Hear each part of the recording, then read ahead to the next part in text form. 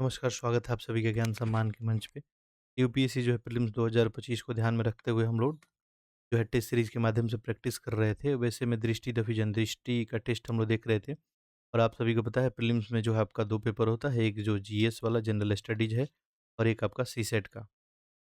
अगर बात करें हम लोग जीएस का तो इसमें टोटल हम लोग 15 जो है subject wise test plus 2 full length test complete कर चुके हैं। सीसेट की वहीं बात करेंगे तो 6 टेस्ट यहाँ पे कंप्लीट हो गया है। आज इसका हम लोग टेस्ट नंबर जो है 7 देखने जा रहे हैं। और देखिए आप सभी को मैं क्लियरली बता चुका हूँ कि बिना सीसेट क्वालिफाई किए हुए आपका जीएस पेपर वैलिड नहीं है। सीसेट आप क्वालिफाई नहीं करते हैं और इसमें कोई आरक्षण वगैरह भी नहीं होता है। तो ये बिल्कुल यहाँ से जैसे 80 प्रश्न है तो आपको 27 से 28 प्रश्न एटलीस्ट मान के चलिए कि 30 प्रश्न आपको यहाँ से सही-सही हल हो जाए, आपका काम जो है बन जाएगा। इसके लिए अप्रोच भी आप सभी को बताया ही गया है कि एक तो देखिए सीसेट में तो एक पैसेज आता है और एक मैथमेटिक्स और रीजनिंग आता है। मैथमेटिक्स रीजनिंग का वेटेज ज़्यादा होता है पैसेज की अपेक्षा। पैसेज में भी हो सकता है कि 2 तरह का पैसेज हो आपके लिए। एक तो जिससे आप परिचित हो यानी कहीं न्यूज़पेपर या जीएस में कहीं पढ़े हों, वो जो है सही करने का चांसेस ज़्यादा रहेगा। कभी-कभी कुछ डिफ़िकल्ट पैसेज भी आ जाता है, तो ऐसे पैसेज को क्या करेंगे आप कुछ समय के लिए छोड़ देंगे। जो आपको आता रहेगा करेंगे, वही मैथमेटिक्स का भी सेम कहानी है। मैथमेटिक्स में भी कुछ प्रश्न ऐसे पूछ लिए जाते हैं, जो काफ़ी टाइम टेकिंग होते हैं। अब टाइम टेकिंग प्रश्न है तो आपको क्या कर देना चाहिए इसको कुछ देर के लिए होल्ड कर देना चाहिए। जो भी प्रश्न आसान है उसको सॉल्व करना चाहिए, चाहे मैथमेटिक्स हो या रीजनिंग हो और इस तरह से पूरा पेपर जो है स्मार्ट अप्रोच रख के आप अपना सकते हैं और क्वालीफाई जो है कर सकते हैं। आज जो है आपको ये टेस्ट रिकॉर्डेड फॉर्मेट में अवेलेबल जो है कराया जा रहा है। कल से बिल्कुल लाइव ही रहेगा 7:30 बजे जो आप लोग लाइव आते हैं उसी समय जो है। तो आज वैसे तो कोई डाउट क्रिएट नहीं होगा, फिर भी यदि डाउट होता है तो कल आप लोग जो है लाइव क्लास में पूछ सकते हैं। ठीक है? कुछ जो है व्यस्तता के कारण आज आपको रिकॉर्डेड फॉर्मेट में अवेलेबल जो है कराया जा रहा है। ठीक है? चूँकि एग्ज़ामिनेशन में क जो है टाइम नहीं है, चलिए तो पहले जो है पहला पैसेज दिया गया है तो सेम वही कहानी है, पैसेज को पढ़ना है, पैसेज के बाद ये प्रश्न दिए गए हैं, ठीक है?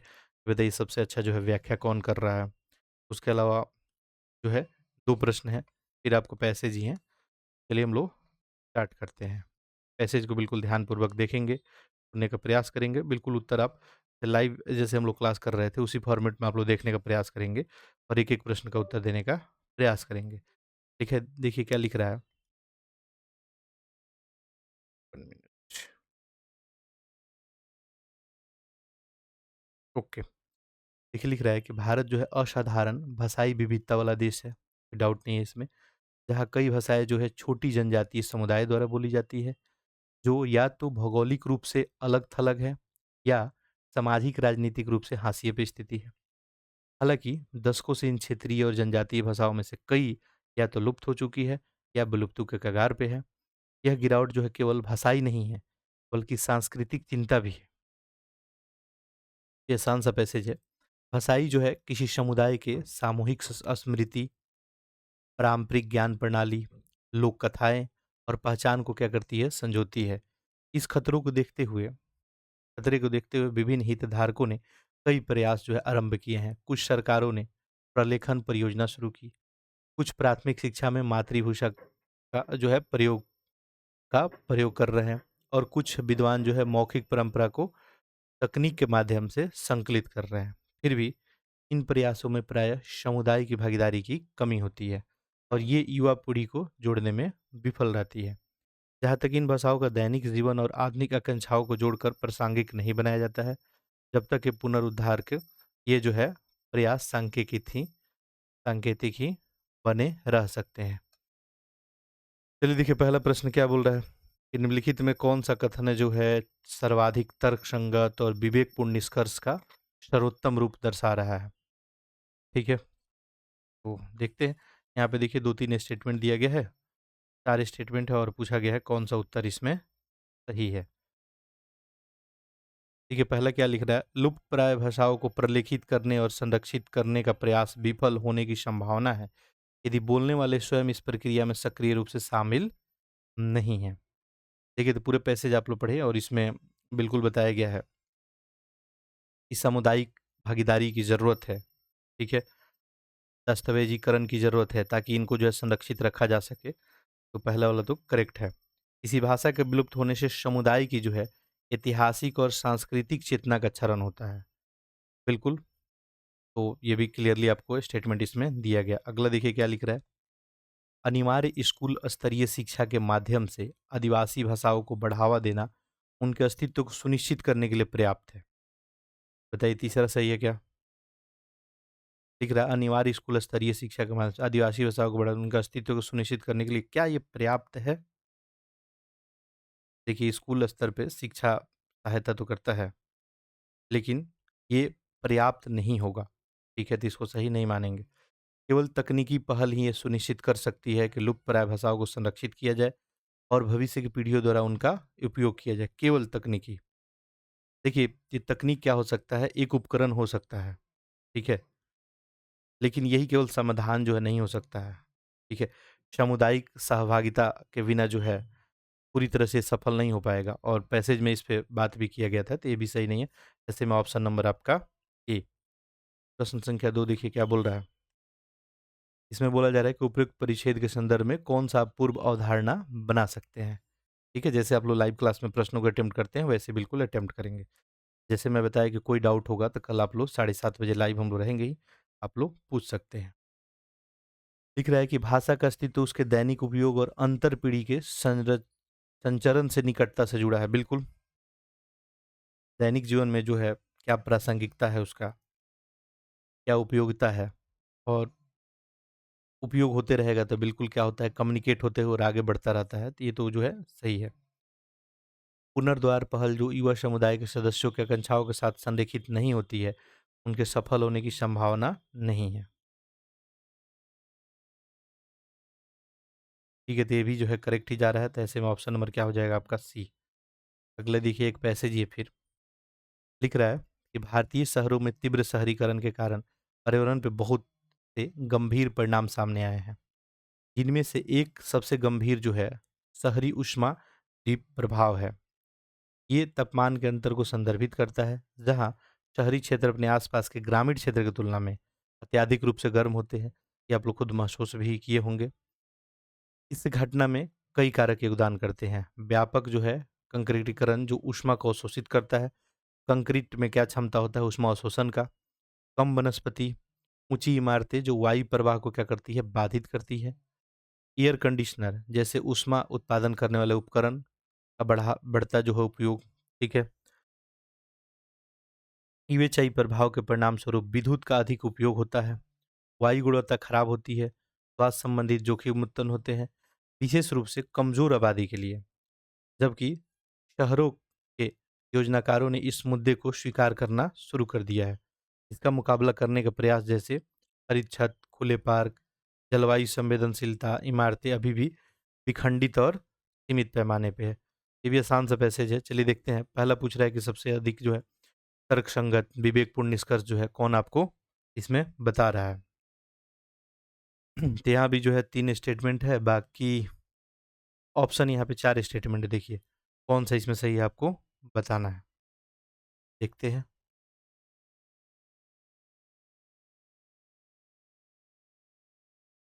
तो देखिए थोड़ा सा डिस्टरबेंस है, तो हो सकता है कहीं लेक्चर बीच में इंटरप्ट हो जाए।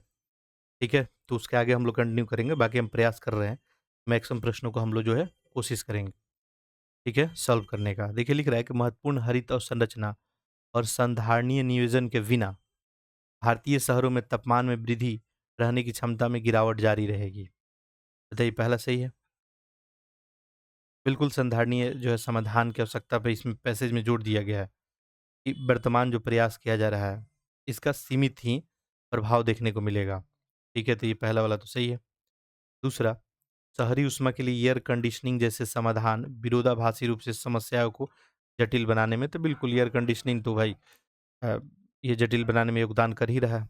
ठीक है, जिसे सीधे पैसेज में लिखा गया था कि यूएचआई प्रभाव को ये सीमित करते हैं। तीसरा देखिए क्या लिख रहा है, निर्माण में जो है तकनीकी नवाचार में पर्यावरण संबंधित चिंताओं को दूर करने में पारंपरिक वास्तुशिल्प प्रथाओं को अप्रासंगिक बना दिया है। देखिए पारंपरिक वास्तुकला का यहाँ पे कहीं चर्चा वगैरह देखने को नहीं मिला था पैसेज में। हम लोग अनुमान लगा के कोई उत्तर नहीं करेंगे, ये तो आपको इनकरेक्ट हो जाएगा। अगला देखिए लिख रहा है, भारत में शहरी नियोजन पूरी तरह से पारिस्थितिक स्थिरता के अनुरूप है और इसे पहले से ही यूएचआई मूल कारणों का समाधान किया गया है। ठीक है, देखिए बिल्कुल स्थिरता के साथ पूरी तरह से संरेखित नहीं किया गया है, ठीक है? और कह रहा है कि पहले से अनुरूप है, ऐसा कुछ बताया नहीं गया है पैसेज। ये भी इनकरेक्ट हो जाएगा, ऑप्शन नंबर यहाँ पे यही आपका करेक्ट हो जाएगा। अगला देखिए, एक और प्रश्न है और यहाँ पे पूछा है कि कौन-सा पूर्वावधारणा जो है बना सकते हैं पैसेज पढ़ के। पहला लिखा है कि यूएचआई प्रभाव को कम करने के लिए शहरी निवेजन, वास्तुकला, सामुदायिक जागरूकता को शामिल करते हुए एक एकीकृत दृष्टिकोण, बिल्कुल ये सही जा रहा है। मान लीजिए इसको कम करना है, शहरी निवेजन तो वही है, वास्तुकला, सामुदायिक जागरूकता, ये सब करके हम लोग कर सकते हैं, ठीक है? यानी कहने का मतलब बहुआयामी दृष्टिकोण अपना के और हम लोग इसमें सक्सेस पा सकते हैं। भारत में शहरी ऊष्मा का संकट न केवल एक पर्यावरणीय चिंता है, बल्कि एक सामाजिक आर्थिक चुनौती भी है, जो कमजोर आबादी को असमान रूप से प्रभावित कर रही है। कमजोर समूह के लोग जो होंगे, बिल्कुल स्वास्थ्य जोखिम का जो है उल्लेख तो किया भी गया था, तो दोनों का दोनों जो है सही हो जाएगा। और ऐसे में ऑप्शन नंबर सी, पैसे वाले जो लोग होंगे, पता ही है आपको, अब आजकल तो शुद्ध आपको जो है ऑक्सीजन मिले, उसके लिए भी फ़िल्टर मिलने लगा है। ये आम लोग तो इसका उपभोग नहीं कर सकते हैं। खैर, चलिए अगला देखते हैं। एक पाँचवाँ भी प्रश्न इसी से रिलेटेड है। एक कथन के बाद 2 पूर्व अवधारणा 1 और 2 दी गई है। कथन और निम्नलिखित पूर्व अवधारणा पर विचार कीजिए और बताना है कौन-सा सही है। जैसे सबसे पहले कथन को पढ़ते हैं, देखिए क्या लिख रहा है कि शहरी प्रशासन ने, ये अलग प्रश्न है आपका, यातायात की भीड़ को कम करने और पर्यावरण के अनुकूल परिवहन को बढ़ावा देने के लिए एक नवीन साइकिल शेयरिंग प्रणाली आरंभ की है। कौन? शहरी प्रशासन।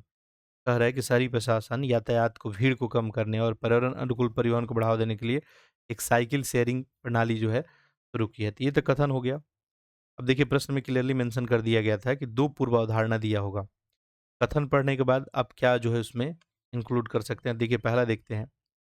पहला लिख रहा है, शहर में यातायात को भीड़ एक गंभीर समस्या है। तो बिल्कुल भीड़ समस्या है, तभी तो बात हो रही है कि साइकिल का जो है उपयोग किया जाए।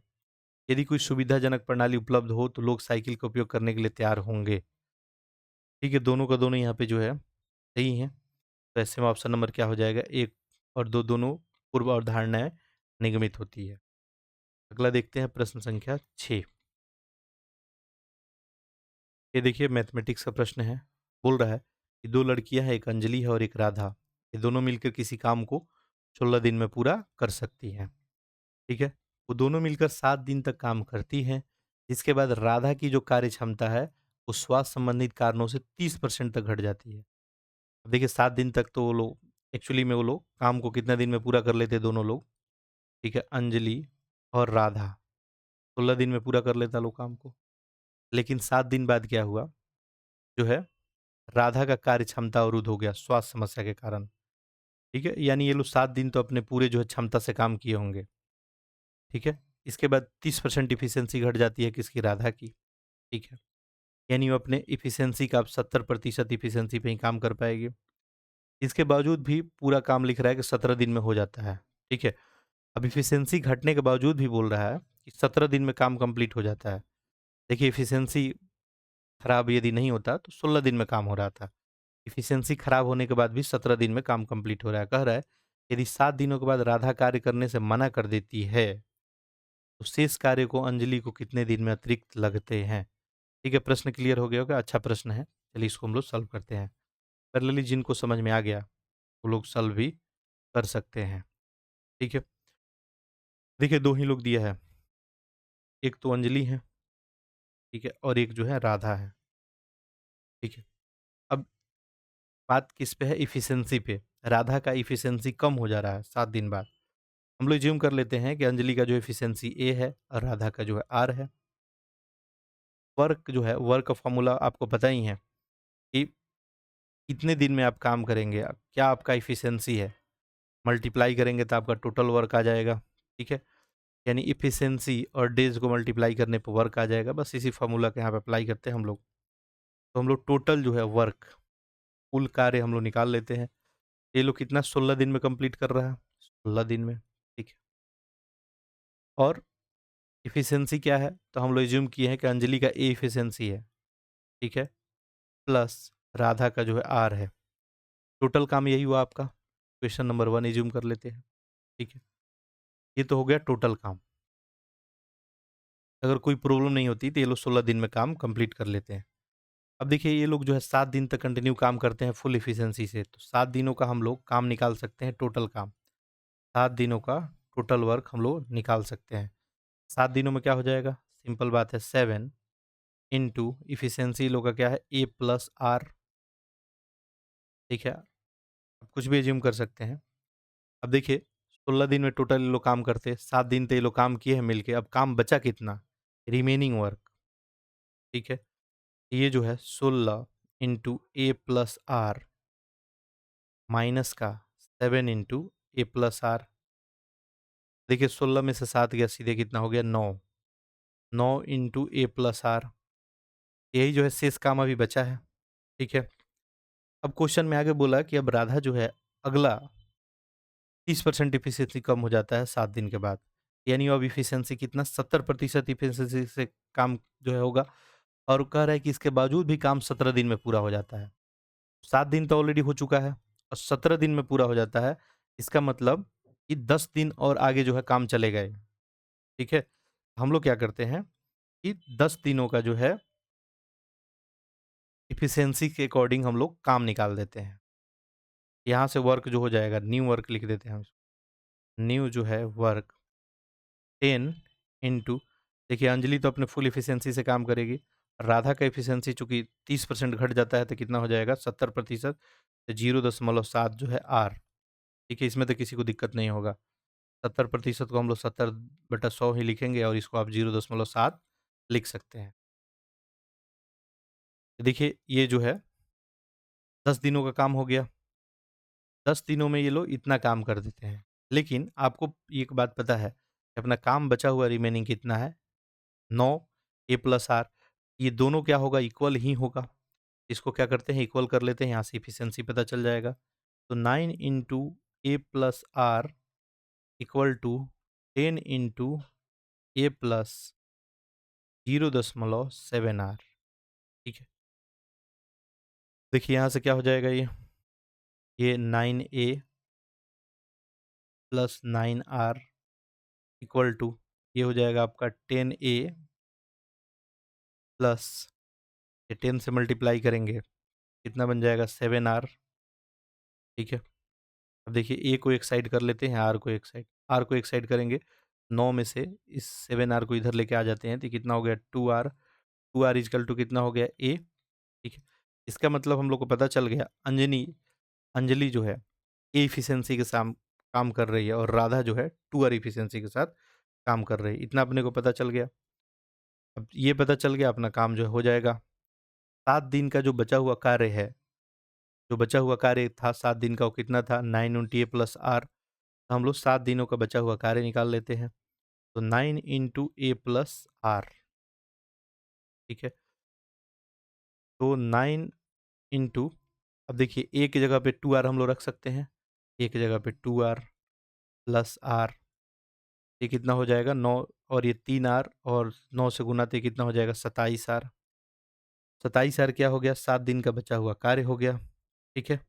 अब अंजलि के द्वारा 27 आर कार्य पूरा करने में कितना समय लगेगा? यही तो आपसे क्वेश्चन पूछा गया है, ठीक है। अंजलि का एफिशिएंसी हम लोग को पता है, ठीक है। अंजलि का एफिशिएंसी कितना? 2 आर है, ठीक है। काम कितना बचा है? 27 आर। 27 आर और ये हो गया 2 आर, आर से आर कैंसिल, और ये कितना हो गया? 13.5, ठीक है। 13 आपका 5 जो है दिन इसमें लगेगा। तो यहाँ पे आपका उत्तर क्या बन जाएगा?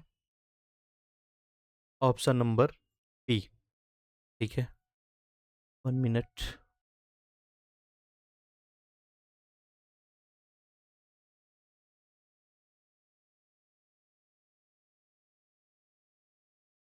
29, ठीक है। अभी चलिए, चलेगा थोड़ा, कोई नहीं, आगे देखते हैं। चलिए अगला प्रश्न देखते हैं हम लोग।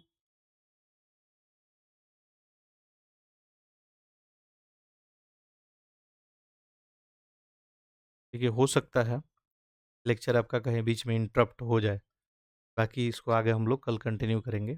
बाकी चलिए अभी हम लोग देखते हैं। जब तक चलता है। लिख रहा है कि एक कथन दिया गया है जिसके पास 2 कार्यवाहीयाँ दी गई है, कार्यवाहीयाँ, ठीक है? पहले कथन पढ़ेंगे, फिर देखते हैं।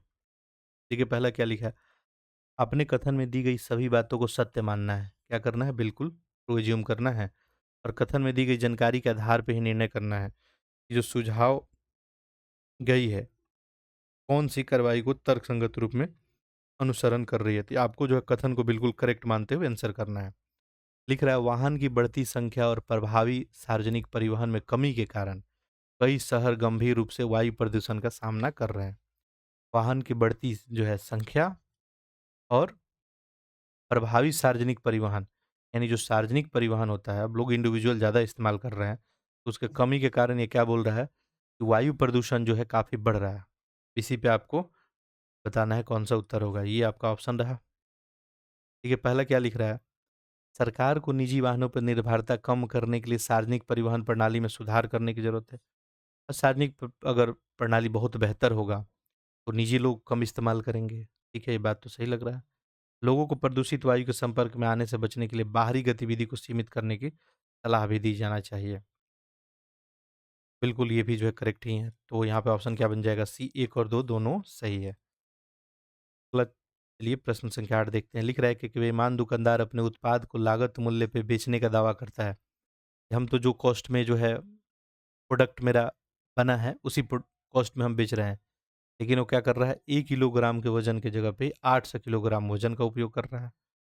ठीक है, तो दुकानदार को कितना लाभ होगा? सिंपल सा बात है, जो है 1 किलोग्राम वज़न यानी 1000 ग्राम हुआ। 1000 ग्राम जो है प्रोडक्ट देना है और इसके बदले दे कितना रहा है वो 800 ग्राम। सिंपल सा बात है, यहाँ पे कितना दिख रहा है? 200 ग्राम का प्रॉफ़िट दिख रहा है उसका। ठीक है? अब यही बताना है कि प्रॉफ़िट प्रतिशत क्या होगा? बता सकते हैं आप लोग ईज़िली, मुश्किल नहीं है। देखिए, कितने का प्रॉफ़िट हो रहा है उसको? 200 ग्राम का, 200 ग्राम का उसको प्रॉफ़िट हो रहा है। कितना बेचने पे? तो 800 ग्राम। 800 ग्राम बेचने पे उसको 200 ग्राम का प्रॉफ़िट हो रहा है। तो नीचे 800 हो जाएगा, आप प्रतिशत में चेंज करना है, 100 से गुना कर दें। 0 से 0, ये 2 चौके 8, 2 हैं, ठीक है, 2 एकम 2, 0, 4 से कितना हो गया? 25। यानी ऑप्शन नंबर आपका सी, ठीक है? आगे देखते हैं प्रश्न संख्या 9। फिर देखिए वैसे ही प्रश्न है। एक जो है कथन के बाद 2 निष्कर्ष दिया गया है और बिल्कुल यहीं पे वो भी कंडीशन है कि सत्य मानना है आपको। क्या मानना है? सत्य मानना है और सत्य मानते हुए आपको तार्किक रूप से बताना है कौन-सा सही है। तो चलिए देखते हैं इसको। पहला कथन क्या बोल रहा है? पिछले दशक में प्लास्टिक का उपयोग काफ़ी हद तक बढ़ गया है। अच्छा, आपको ऐसा भी कभी-कभी लग सकता है कि कथन सही नहीं है, लेकिन चूँकि क्वेश्चन में मेंशन कर दिया गया कि कथन आपको सही मानना है, तो बिल्कुल सही मानना है। उसी के अकॉर्डिंग आपको आंसर करना है। दिख रहा है प्लास्टिक का उपयोग काफ़ी हद तक बढ़ गया है, जिससे पर्यावरण संबंधित बड़ी चिंताएँ उत्पन्न हुई है। ठीक है? बहुत ज़्यादा चिंताएँ उत्पन्न हो गई है। कई देश अब पर्यावरण की रक्षा के लिए प्लास्टिक उपयोग पर सख्त प्रतिबंध और नियम भी लागू कर रहे हैं। देखते हैं निष्कर्ष। देखिए लिख रहा है कि प्लास्टिक के उपयोग पे सख्त नियम पर्यावरण को होने वाले नुकसान को कम करने में मदद कर सकता है, बिल्कुल, कोई डाउट नहीं है। और एकल उपयोग प्लास्टिक पे तो कई जगह बैन भी है। अगला लिख रहा है प्लास्टिक के बढ़ते उपयोग का वैश्विक अर्थव्यवस्था पे सकारात्मक प्रभाव पड़ा है। देखिए ये कथन का अनुसरण कर रहा है क्या कि प्लास्टिक से होने वाले पर्यावरणीय नुकसान कहीं चर्चा हुआ है, कहीं इकोनॉमी का चर्चा नहीं हुआ है। तो इसको हम लोग नहीं मानेंगे और ऐसे में ऑप्शन नंबर केवल 1, ठीक ठीक है, अपने से आपको एज्यूम नहीं करना है। अगला देखते हैं। अगला प्रश्न देखिए क्या बोल रहा है। एक ठेकेदार एक घर बनाने का ठेका लिया। उसका एक मज़दूर जो है संपूर्ण निर्माण कार्य को 210 दिनों में पूरा कर सकता है। ठीक है? तो देखिए पूरा घर बनाना है एक ठेकेदार के द्वारा और एक मज़दूर अगर पूरा घर बनाता है तो कितना टाइम लेगा? 210 दिन। कह रहा है हर दिन एक नया मज़दूर आ जाता है। इसका कार्य क्षमता जो है बिल्कुल समान है, पुराने जैसा। तो निर्माण कार्य में शामिल होते हुए ठेकेदार पूरे घर का निर्माण कितने दिन में कर सकता है? कहने का तात्पर्य यहाँ पे आप लोग समझ चुके होंगे। मान लीजिए कोई काम शुरू होता है, एक व्यक्ति किसी काम को करता है, वो कितने दिन में कर देता है? 210 दिन में। अब अगला दिन सेम उसी के जैसा एक और व्यक्ति आ जाता है, ठीक है? 2 व्यक्ति हो जाएँगे, फिर अगला दिन एक और व्यक्ति ऐड हो जाएगा, तीसरा दिन 3 हो जाएँगे, चौथा दिन 4 हो जाएँगे, पाँचवाँ दिन 5। केवल एक व्यक्ति काम को करता तो 210 दिन में करता। कह रहा है ऐसा जो है चलते रहेगा तो कितने दिन में काम पूरा होगा? ज़ाहिर-सी बात है अब 210 दिन में तो नहीं होगा, कम दिन में ही काम पूरा हो जाएगा। तो इसको हम लोग सॉल्व जो है करते हैं। देखिए क्या लिखा गया है। अब हम लोग एज़्यूम करें कि जो भी काम करने वाला मज़दूर है, उसका जो है दक्षता को हम लोग एज़्यूम कर लेते हैं, ठीक है? तो एफिशिएंसी उसका हम लोग एज़्यूम कर लेते हैं कि एफिशिएंसी मान लीजिए उसका एक्स है, ठीक है? तो एफिशिएंसी एक्स है, टाइम कितना है? 210 दिन है, तो वर्क जो है कितना हो जाएगा? वर्क आपका 210 इंटू एक्स, ठीक है? ये 210 इंटू आपका एक्स जो है वर्क हो जाएगा, टोटल वर्क, ठीक है? टोटल वर्क हो गया 210, ठीक है? 210 इंटू एक्स। अब हम लोग जो है हर दिन यहाँ पे दिया है कि एक नया मज़दूर इसमें ऐड हो जाता है, ठीक है?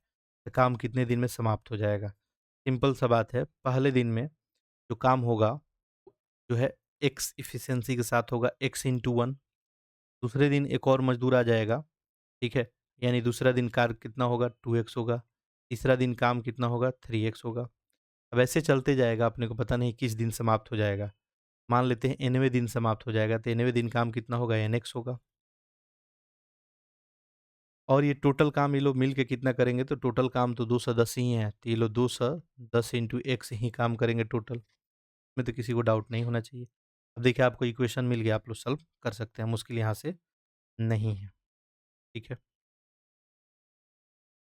यहाँ से चाहें आप लोग एक्स को कॉमन ले सकते हैं, एक्स को कॉमन ले लेंगे, यहाँ से आपको दिखेगा 1 + 2 + 3 प्लस एक्स कॉमन लिए हैं n। देखिए 1 से लेके डायरेक्ट n तक एडिशन है, इसका फ़ॉर्मूला आप सभी को पता ही है, पहले ही बताया गया है। क्या होता है? n into n plus 1 divide 2, ठीक है? और ये तो आपका जो भी है 210, इसको राइट में हम लोग लिखेंगे। अब यहाँ से देखिए क्या बन जाएगा आपका, ये 2 से मल्टीप्लाई कर देंगे इधर, x इंटू n प्लस 1, 2 से मल्टीप्लाई कर देंगे, 4 से 10 इंटू एक्स हो जाएगा। एक्स को चाहें तो आप लोग यहाँ पे डिवाइड में रख सकते हैं। यहाँ से एक्स चला गया, ये एक्स से एक्स कैंसिल हो गया। इधर लेफ्ट साइड क्या हो गया आपका? N square plus n equal to 410, sorry 210 में 2 से मल्टीप्लाई करेंगे तो ये 420 हो जाएगा। तो 420 लिख देंगे। बस इसको आपको अब क्वाड्रेटिक इक्वेशन इसको सॉल्व करना है। यहाँ से इसको सॉल्व करेंगे तो ये देखिए एन स्क्वायर प्लस का एन माइनस का 420 इक्वल टू 0। यहाँ से क्या बन जाएगा आपका? तो आप लिख सकते हैं एन स्क्वायर, क्वाड्रेटिक को सॉल्व करने का मैं तरीका बताए थे। ये लास्ट वाला फर्स्ट वाला टर्म को क्या करते हैं? कांस्टेंट टर्म को मल्टीप्लाई करके और बीच वाला जो है फैक्टोरियल बनाते हैं। इसको हम लोग 20 इंटू 21 लिख सकते हैं। यहाँ पे हम लोग इसको 21x माइनस का 20x माइनस 420 इक्वल टू 0। ये देखिए दोनों को मल्टीप्लाई करेंगे तो ये वाला बन जाएगा। यहाँ से देखिए x हम लोग, सॉरी x नहीं है, ये तो n है, ठीक है? ये आपको n है। यहाँ पे हम लोग लिखेंगे n स्क्वायर, और इसको चूँकि n के टर्म में लिखना है तो हम लोग को लिख देना होगा 21n माइनस 20n। अब यहाँ से हम लोग n कॉमन ले दिए, ये n प्लस 21 आ गया, और ये माइनस का 20 कॉमन ले लेते हैं, यहाँ पे n प्लस 21 आ जाएगा, ठीक है? देखिए यहाँ से आ गया n माइनस 20, और ये हो गया n प्लस 21, यानी n का वैल्यू यहाँ से क्या निकल के आ गया आपको? एक तो 20 और एक माइनस 21। अब देखिए माइनस 21 दिन तो पॉसिबल नहीं है, माइनस 21 दिन में कोई काम हो तो यानी काम कितना दिन में हो जाएगा? 20 दिनों में, ठीक है? तो ऑप्शन देखते हैं। ऑप्शन यहाँ पे है आपको 20, यानी ऑप्शन नंबर सी, ठीक है?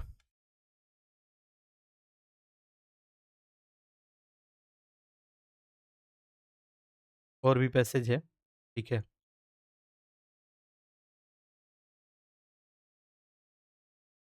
तो हम लोग कितना तक प्रश्न सॉल्व कर लिए? 10 तक, ठीक है। अब इसके बाद पैसेज है, तो पैसेज हम लोग देखते हैं थोड़ी देर में। हम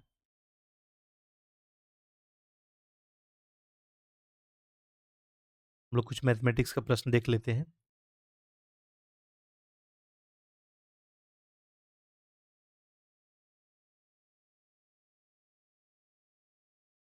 देखिए, तो अपना जो है, हम लोग पिछला प्रश्न देखे थे 10 तक, तो 11 से लेके 15 तक हम लोग देखेंगे, ठीक है। थोड़ी देर में देखते हैं।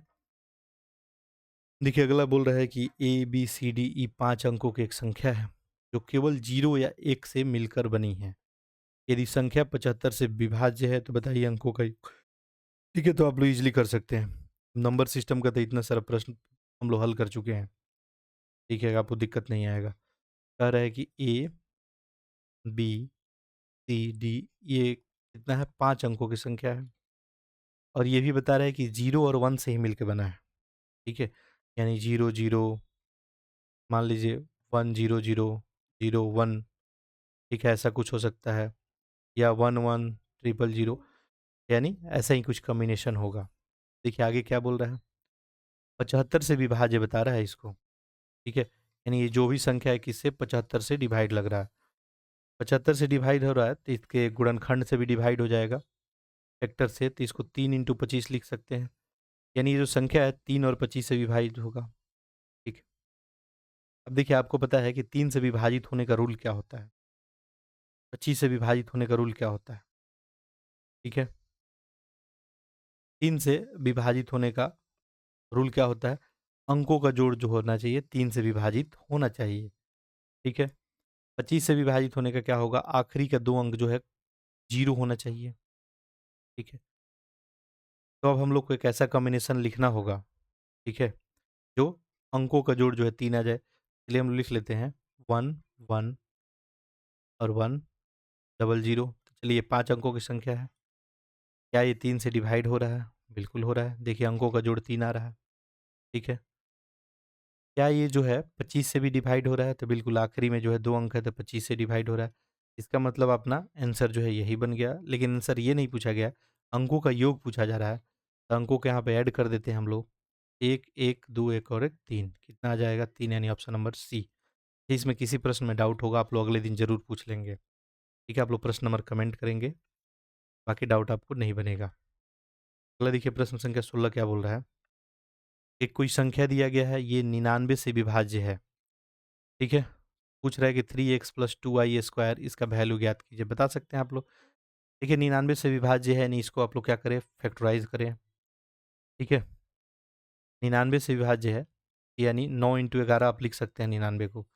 यानी ये जो संख्या है आपको 9 और 11 से विभाजित होना चाहिए। 9 से रूल आपको पता है विभाजित होने का, 11 से भी आपको पता है, ठीक है। उसी के अकॉर्डिंग इसको सॉल्व करेंगे, 2 इक्वेशन आएगा, एक्स और वाई का वैल्यू आ जाएगा। जैसे ही एक्स वाई का वैल्यू निकाल लेंगे, यहाँ पुट करेंगे, put the value get the result. चलिए, इसको भी सॉल्व ही कर देते हैं।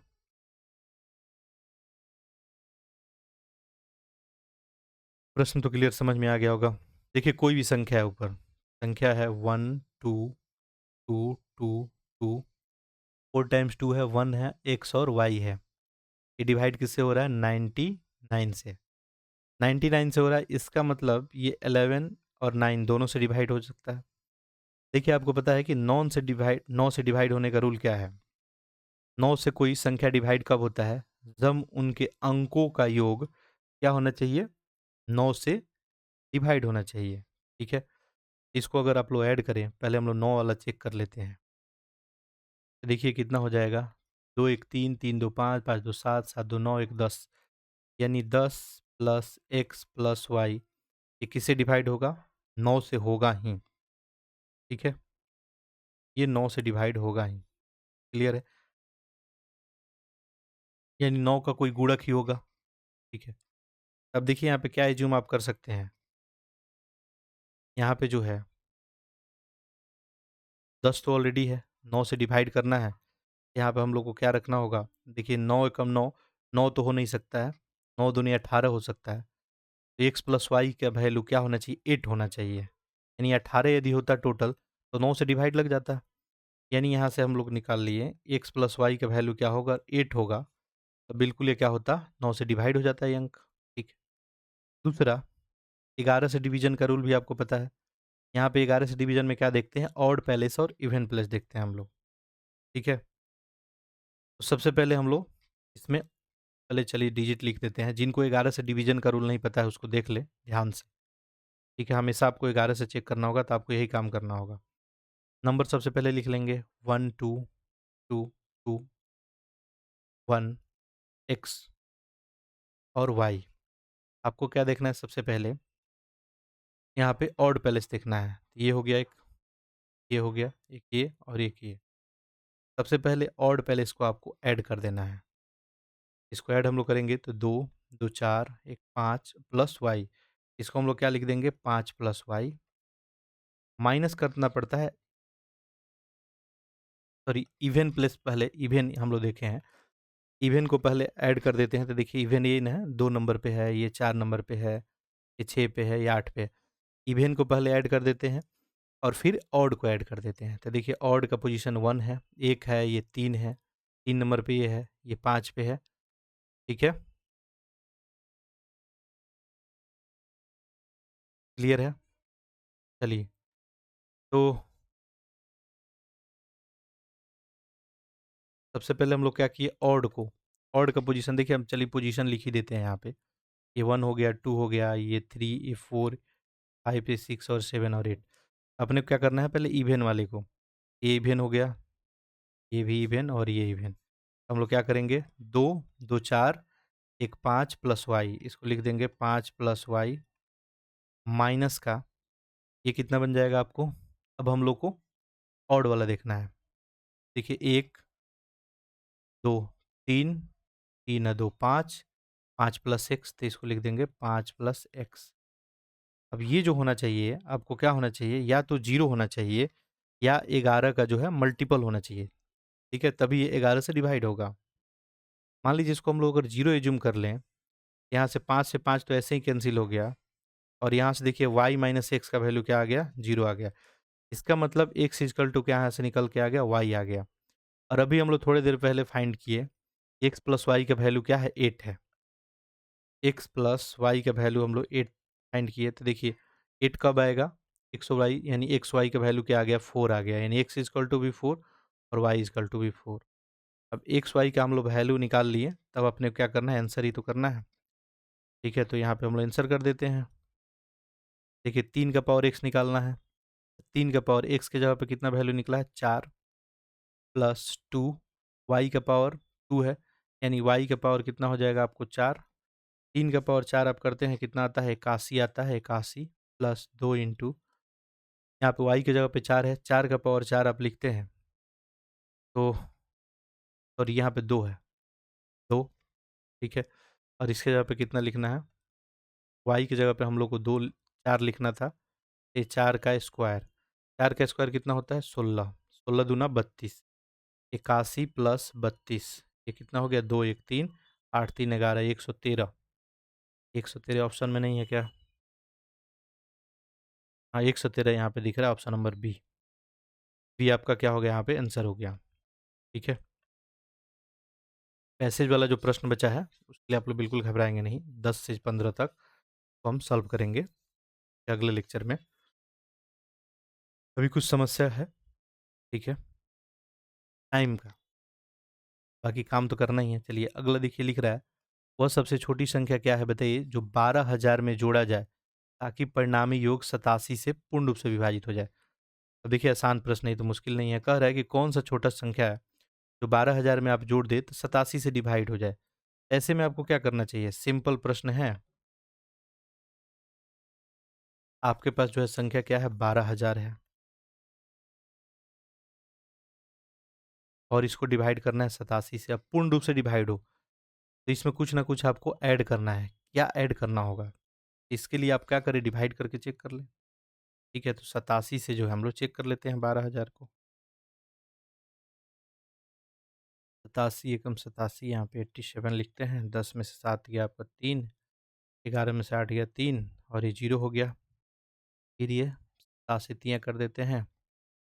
ये बन जाएगा 3 सते 21 और 3 आठे 24, 2 26, 2 से 61, ये 10 में से 1 गया 9, ये 12 में से 6 गया 6 और ये हो गया आपका कैंसिल और ये हो गया 0।